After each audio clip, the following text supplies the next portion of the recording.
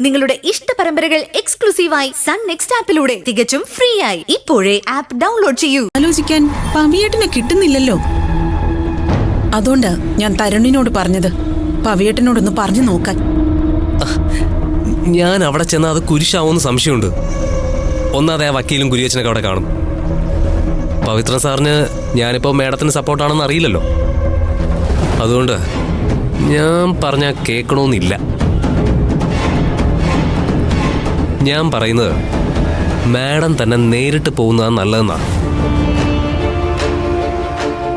അവിടെ വെച്ചാവുമ്പോൾ കാര്യങ്ങളൊക്കെ തുറന്ന് സംസാരിക്കുകയും ചെയ്യാം. ഞാനൊന്ന് നോക്കട്ടെ. അവിടെ ആ ഓംപ്രകാശ് വക്കീലുണ്ടെങ്കിൽ ഞാൻ ചെന്നാലും കുഴപ്പമാവും. ഏതായാലും ഇന്നല്ലെങ്കിൽ നാളെ എൻഫോഴ്സ്മെന്റുകാരുടെ മുന്നിൽ ദർശന സറണ്ടറായ നമ്മൾ രക്ഷപ്പെട്ടു. അവരെ രഹസ്യമായിട്ട് അറിയിക്കണം. നിങ്ങൾ അന്വേഷിച്ചു കൊണ്ടിരിക്കുന്ന കള്ളക്കടത്ത് കേസിലെ പ്രതി വീട്ടിലുണ്ടെന്ന് പറഞ്ഞൊന്ന് വിളിച്ചാ പോരെ?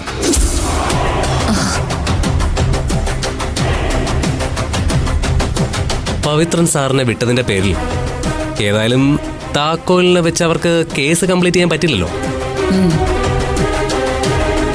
ഫയല് ക്ലോസ് ചെയ്യണമെങ്കിൽ പകരം ആളെ കിട്ടണ്ടേ?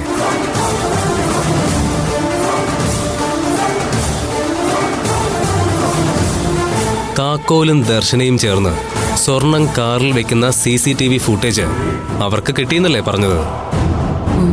അവളെ പോലീസ് പൊക്കും, ഉറപ്പാ.